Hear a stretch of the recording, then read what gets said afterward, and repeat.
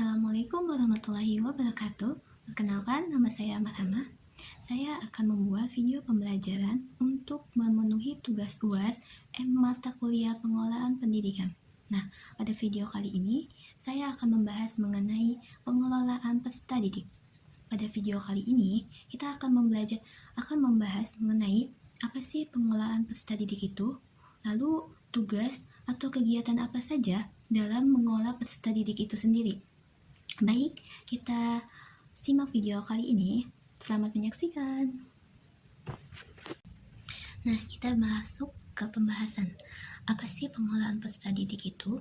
Pengelolaan peserta didik adalah pekerjaan atau kegiatan usaha untuk mengatur, mengawasi, dan melayani berbagai hal yang berkaitan dengan peserta didik untuk mencapai tujuan pembelajaran di sekolah. Dalam pengolahan peserta didik ini dimulai dari awal masuk pendaftaran sekolah atau awal masuk pendaftaran peserta didik baru hingga masuk dan hingga sampai peserta didik tersebut lulus dari sekolah. Dalam pengelolaan peserta didik ini ada beberapa pekerjaan atau kegiatan untuk mencatat atau pencatatan murid dari proses penerimaan hingga lulus sekolah. Nah, ada beberapa kegiatan. Yang pertama, membentuk panitia PBB atau penerimaan peserta didik baru. Adapun beberapa hal yang harus dipersiapkan oleh panitia PBB ini, seperti penentuan syarat-syarat pendaftaran murid baru, formulir pendaftaran, pengumuman, buku pendaftaran, waktu pendaftaran, dan jumlah yang diterima atau jumlah calon yang akan diterima oleh sekolah. Yang kedua, menentukan persyaratan. Nah, menentukan persyaratan itu seperti menentukan usia calon murid.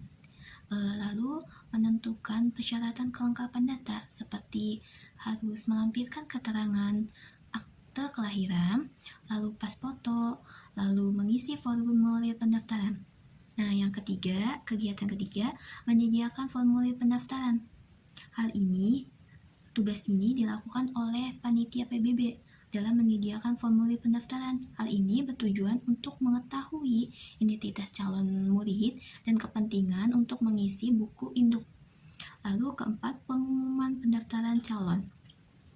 Kegiatan keempat ini, pengumuman pendaftaran calon ini dilakukan setelah sesuatunya sudah disiapkan secara baik perangkat, peralatan, tenaga penelitian dalam pelaksanaan pendaftaran maupun fasilitas lainnya. Nah, yang kelima itu menyediakan buku pendaftaran. Panitia juga harus menyediakan buku pendaftaran yang digunakan untuk mencatat para murid yang ingin mendaftarkan diri. Keenam, itu penentuan waktu pendaftaran.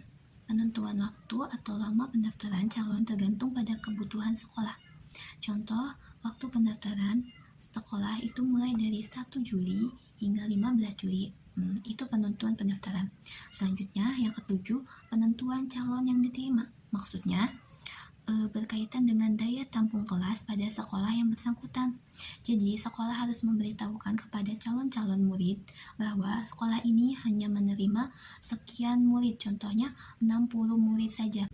Selanjutnya, pencatatan data peserta didik dilakukan atau dicatat di buku, contoh di buku induk, buku klaper, daftar presensi.